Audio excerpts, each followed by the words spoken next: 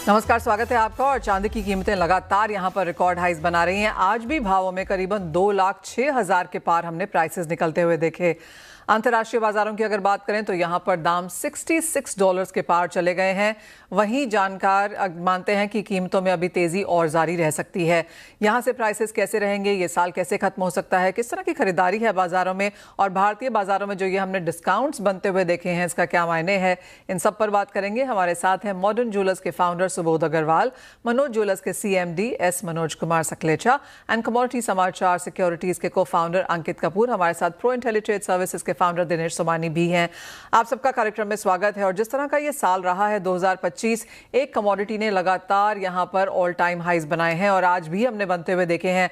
बाजार को लगने लगा था कि मिड दिसंबर के बाद शायद थोड़ी सी यहाँ पर रफ्तार रुकेगी। रफ्तार कम जरूर हुई है लेकिन वो वॉल्यूम्स के तौर पर हुई है, प्राइसेस के तौर पर नहीं। तो यहाँ से अब किस तरह की मूवमेंट दिनेश जी आप बनता हुआ देखते हैं, क्योंकि जो भी हम लेवल्स की बात करते हैं वो बहुत जल्दी निकलते हुए जाते हैं। जी बिल्कुल, जो क्वार्टरली टारगेट देते हैं वो वीकली आ जा रहे हैं। मतलब इतनी स्पीड आ रही है। आज भी 7,000 रुपए की तेजी ऑलमोस्ट आ चुकी है। और सालाना अगर हम देखते तो कॉमेक्स में 130% का गेन ऑलरेडी आ चुका है। 86,000 में इंडियन एमसीएक्स में हमने शुरू किए थे, वहां से 2,07,000 6,000 के आसपास आ चुका है। मुझे लगता है कि एक बड़ा ब्रेकआउट निकला है। जो 2,01,600 का लेवल बना था, वहां से 1,90,000 के लेवल से आया है और वो भी लेवल इसी वीक में क्रॉस किया है। मुझे लगता है ये वीक एंड होने तक 2,11,000 के लेवल हमें सिल्वर में देखने मिल सकते हैं। अब इसमें 2,01,000 रुपए का स्टॉप लॉस मेंटेन करके बाइंग में बने रहना चाहिए।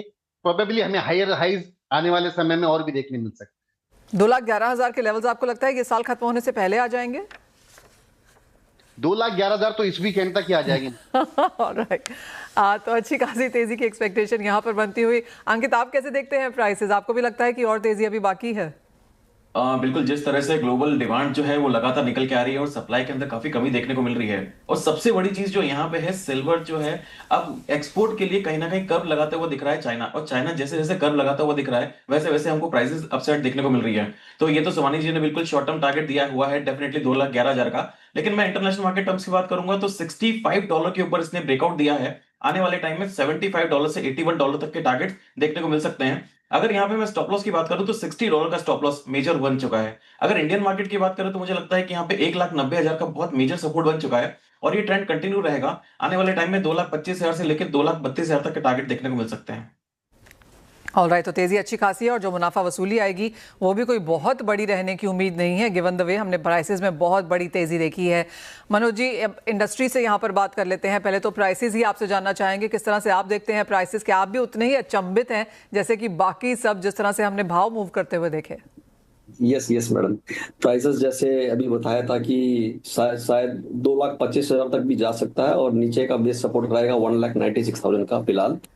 और ये कहने का मतलब काफी कंसोलिडेशन हो के नीचे जाके वापस ऊपर आया है, तो कंसोलिडेशन कर रहा है, शायद ऊपर जाने की शायद ऊपर जा सकता है। मनोज जी, इस तरह के जिस तरह के प्राइस मूवमेंट है, एज इंडस्ट्री कैसे काम है फिलहाल? क्योंकि मैं जिन लोगों से बात कर रही थी, काफ़ी सारे रिप्रेजेंटेटिव से, उनका मानना था कि जॉब वर्किंग को लेकर कुछ चिंताएं हैं। कितना सोना कितनी चांदी अपने कारीगरों को दें, वो वापस लेके आएगा नहीं, वो एक चीज़ है। वर्किंग कैपिटल यहाँ पर अटकती है, मार्जिन बहुत ज़्यादा स्ट्रांग नहीं है और आज तो चांदी डिस्काउंट में भी है। यस मैडम, बिकॉज चांदी जो बढ़ी है या सोना जो बढ़ा है एकदम शॉर्ट मूवमेंट, शॉर्ट टाइम में काफी बढ़ गया है। तो ये जो है लोगों को थोड़ा सा, इसको कहने का मतलब ये, इसको मानने के लिए ये प्राइस अभी सेटल होने को, तो जैसे ही सेटल होगा बिजनेस शुरू हो जाएगा, हम लोग मानते हैं। बट शॉर्ट टाइम के लिए जो भी चीजें होगी और हो रही है, तो वो हम लोगों को बिजनेस में थोड़ी तकलीफ तो आ रही है, वेदर इज गोल्ड और सिल्वर दोनों में। मार्जिन को लेके आप क्या कहेंगे? क्या इंडस्ट्री कमा पा रही है? सॉरी मैडम, मार्जिन्स कैसे रहे हैं इंडस्ट्री के? मार्जिन्स देखिए, जैसे जैसे सेल्स कम होते जाते हैं, रेट्स बढ़ते हैं, तो क्वांटिटी घटती है, तो मार्जिन्स भी ऑटोमेटिकली घटते हैं, स्क्वीज होते जाते हैं। पर कस्टमर्स के कहने का मतलब ये अफोर्ड करने से भी ऊपर जा रहा, प्राइस काफी ऊपर जा रहा, तो ऑटोमेटिक सेल गिर रहा। तो ये सब थोड़ा टाइम लगेगा। जैसे प्राइस सेटल हो जाएंगे तो ऑटोमेटिकली बिजनेस पिकअप होगा।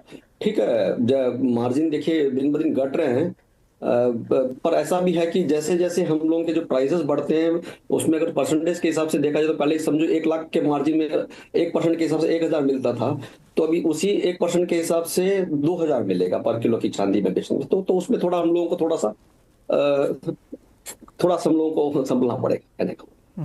ऑलराइट दिनेश जी, मनोज जी वेट कर रहे हैं कि प्राइसेस कब सेटल होंगे। पिछले 6 महीने में तो नहीं हुए, आगे जाकर कब सेटल होंगे?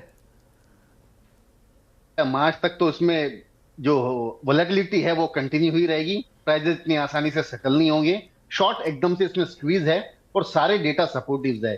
4 साल का जो बैकलॉग था, जो डिमांड बार बार सप्लाई को आउटस्पेस कर रही थी, उसका बबल इस बार बस्ट हुआ है और मुझे लगता है कि अब बहुत बैडली जो है शॉर्ट एकदम स्टक हो चुका है और जो बाय करना चाह रहा है वो डिप का एक इंतजार कर रहा है, लेकिन वो डिप भी आने के लिए तैयार नहीं। तो मनोज जी, आपको वो इंतजार लंबा करना होगा क्योंकि भावों में वॉल्टिलिटी जारी रहेगी। लेकिन बहुत ही नियर टर्म की अगर हम बात करें तो यहाँ पर बैंक ऑफ जापान की मॉनेटरी पॉलिसी मीटिंग है जो फ्राइडे को है, यानी कि 19 को। 18 दिसंबर को यहाँ पर इंग्लैंड और यूरोपियन सेंट्रल बैंक की भी मीटिंग्स हैं, तो काफ़ी कुछ यहाँ पर अभी भी प्राइसेस को मूव करता ही रहेगा। सुबोध जी, आपसे जानना चाहेंगे आपका सबसे पहले चांदी को लेकर अब यहाँ पर क्या व्यू है प्राइसेस के तौर पर, और आपने कैसे देखा है बिजनेस पिछले 2 क्वार्टर्स में?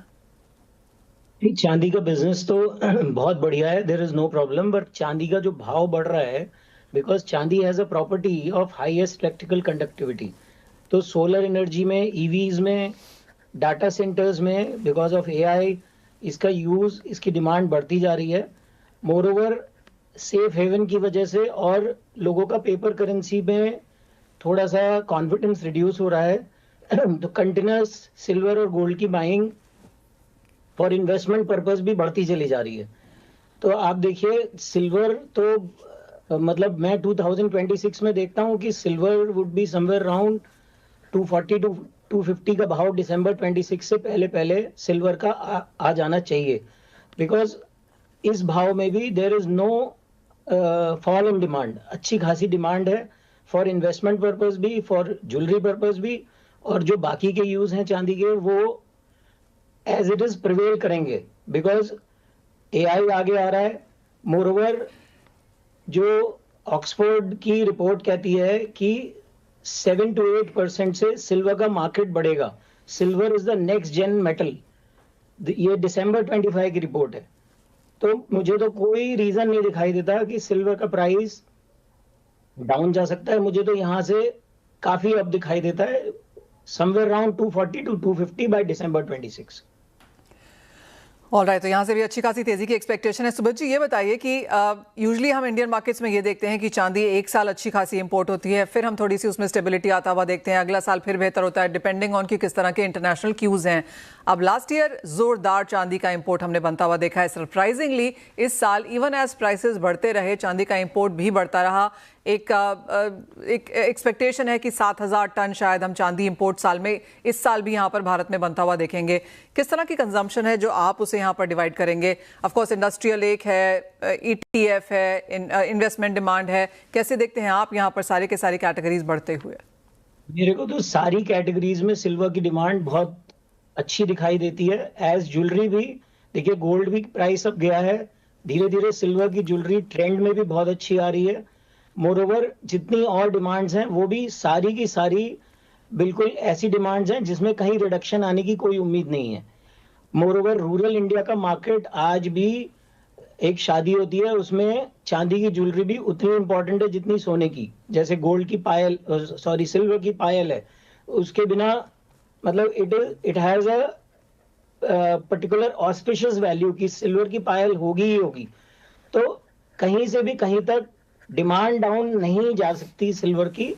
और मैं तो रेगुलर अप ट्रेंड देखता हूं, कहीं ना कहीं पेपर करेंसीज भी रिड्यूस हो रहा है, लोगों को कॉन्फिडेंस, इसलिए भी सिल्वर में इन्वेस्टमेंट कंटिन्यूअसली बढ़ रहा है। आप देखिए, तो इंपोर्ट रिड्यूस नहीं हो सकता, it has to increase. Manoj ji, आपकी क्या सेंस है? और क्योंकि सुबोध जी ने वो मुद्दा यहाँ पर रूरल अर्बन का उठाया ही है, ऑफ कोर्स रूरल में चांदी ज्यादा खपती है, इस बार तो अर्बन ने भी जम के इन्वेस्टमेंट करी है। आपको लगता है कि वो जो लाइन है वो शायद फेड होती हुई दिख रही है? जैसे सुबोध जी ने कहा था, ज्वेलरी इंडस्ट्री में देखिए, जैसे पायल है, बिछुड़ी है, उसके बाद वेजल्स है, चांदी में फर्नीचर बनने लगे हैं, चांदी के आइडल्स है, पूजा के सामान हैं। और वैसे देखा जाए तो आजकल अभी गोल्ड प्लेटेड चांदी की ज्वेलरी आ गई है। गोल्ड प्लेटेड चांदी की ज्वेलरी जो 92.5 सिल्वर, जो लोग गोल्ड ज्वेलरी अफोर्ड नहीं कर सकते हैं शादी के समय पहनने के लिए, वो लोग इस पे जा रहे हैं। देखिए, अब समझ लीजिए सोने का एक सेट 25 लाख लगता है, तो 1.5-2 लाख में ये ले पाते हैं, और इसको जैसे शादी मतलब कोई डेस्टिनेशन की शादी में पहन के जाना चाहता है, कहीं बाहर जाना चाहता है, तो इसको आराम से कैरी करना चाहता है। तो काफी लोग सोने की जगह जगह चांदी के भी साथ मूव हो रहे हैं, कि कहने मतलब काफी। तो ऐसे देखा जाए तो जैसे इन्होंने कहा था कि इलेक्ट्रॉनिक प्रोडक्ट्स है, ईवी कार्स है, सोलर्स है, 5G है, उसके बाद इंडस्ट्रियल प्रोडक्ट में काफी चांदी की डिमांड आ रही है, और काफी लोग अभी गोल्ड बार्स है, ETFs है, कॉइन्स है, सब में चांदी में इन्वेस्टमेंट कर रहे हैं।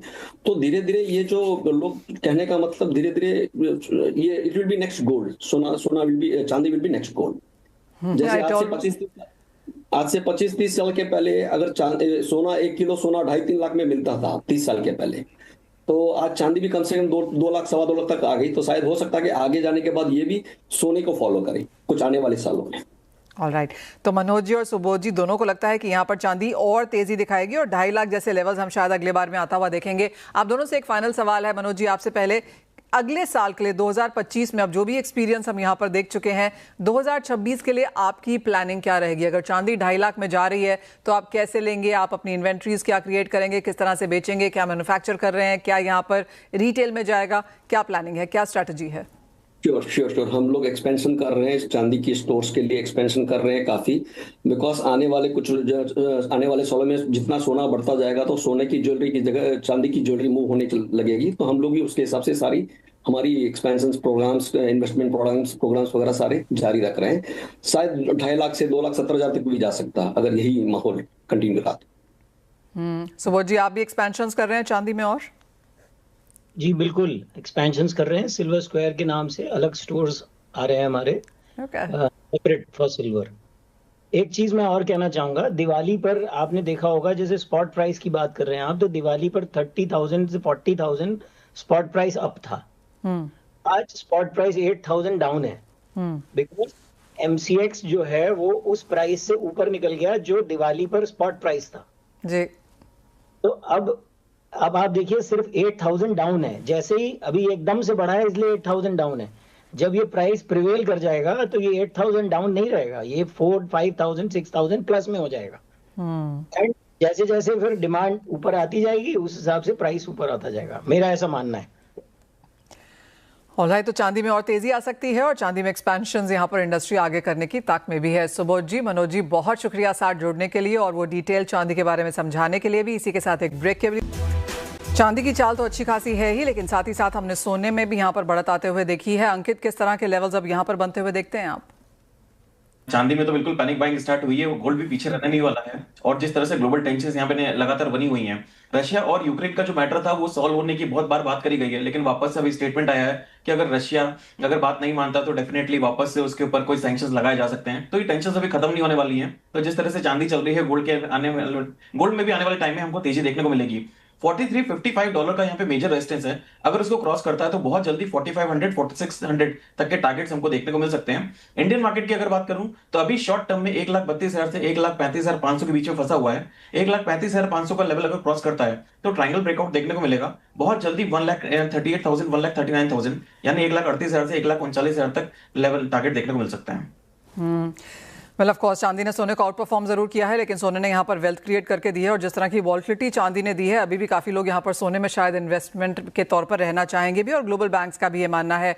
एक और चीज़ जिसने बहुत अच्छा प्रदर्शन इस साल में नहीं किया है दिनेश जी, वो क्रूड है और यहाँ पर इसकी बात करनी होगी क्योंकि कल 3% की गिरावट थी, एज ऑफ नाउ 2% की तेज़ी के साथ कारोबार है। यहाँ पर क्या एक्सपेक्टेशन? बिल्कुल निशा जी, एकमात्र ऐसा काउंटर है जो बहुत ही ज्यादा अंडर परफॉर्म किया है, निरंतर न्यू लो क्रिएट करता जा रहा है और डाउन ट्रेंड में ही ट्रेड कर रहा है। 5,000 के लेवल के आसपास ऑलमोस्ट कल आ चुका था। फुल बैक रैलीज हमने 5120 के आसपास देखी है।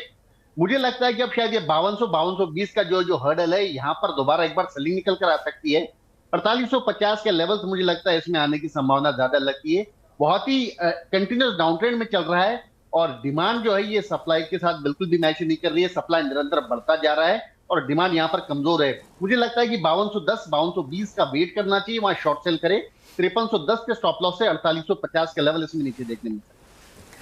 आप दोनों को जाने दें, उससे पहले रुपए पे भी एक सेंस लेना चाहेंगे क्योंकि आज देखिए दिन की तीसरी बड़ी हेडलाइन यहाँ पर रुपया है। लगातार निरंतर नए लोज बनाता रहा। ऑफ कोर्स इसका इम्पैक्ट हमने कमोडिटीज में जोरदार तरीके से आता हुआ देखा। आज की जो कुछ बहुत मुनाफा वसूली है वो रुपए की वजह से भी है, चाहे वो चांदी है चाहे वो सोना है। और 90.38 ऑफ कोर्स कल 91.08 का ऑल टाइम लो था।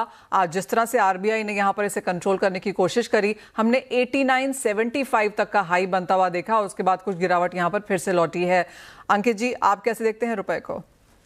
हम देखिए रुपए के अंदर अभी गिरावट और ज्यादा जारी रहेगी। इंटरवेंशन लगातार बढ़ रहा है, लेकिन उससे ज्यादा बहुत ज्यादा फर्क पड़ने वाला नहीं है, क्योंकि जिस तरह से ट्रेड डील है वो लगातार लंबी खींच रही है। इसकी वजह से रुपया दबाव में है और अभी भी ओवरबॉट जोन में है। अभी भी इसके अंदर और गिरावट मुझे लगता है कि आने वाले टाइम में देखने को मिलेगी। यहाँ पे मुझे लगता है कि 91.50 92 तक के टारगेट देखने को मिलेंगे। तो ये एक इंटरवेंशन की वजह से हुआ था, लेकिन ओवरऑल अगर देखा जाए तो अभी इसमें और गिरावट देखने को मिल सकती है। दिनेश जी, आप कैसे देखते हैं? निश्चित तौर से मुझे तो बहुत ज्यादा ऊपर लगता है। 93.20 तक के लेवल्स मुझे लगता है यहाँ पर आ सकते हैं। 89.50 का इसमें स्टॉप लॉस मेंटेन करे। इंटरवेंशन से जरूर इसमें एक रुपया जरूर नीचे आया है वहां से, बट मुझे लगता है ये खरीदारी और जारी रहेगी और आने वाले समय 93.20 के लेवल्स हमें देखने मिल सकते हैं। ऑलराइट, तो 91 एज ऑफ नाउ आरबीआई ने डिफेंड करने की कोशिश ज़रूर की है, लेकिन उसके बाद फिर से एक फिसलन रुपए में आती हुई और जैसे कहा जा रहा है कि 92 93 तक के लेवल्स यहाँ पर रुपए आपको दिखा सकता है। फिर शायद कुछ करेक्शन या कुछ ठहराव देखने को मिले। दिनेश जी, अंकित जी, बहुत शुक्रिया साथ जोड़ने के लिए। बस इसी के साथ मुझे भी दीजिए इजाज़त, लेकिन आप बने रहिए CNBC आवाज़ पर।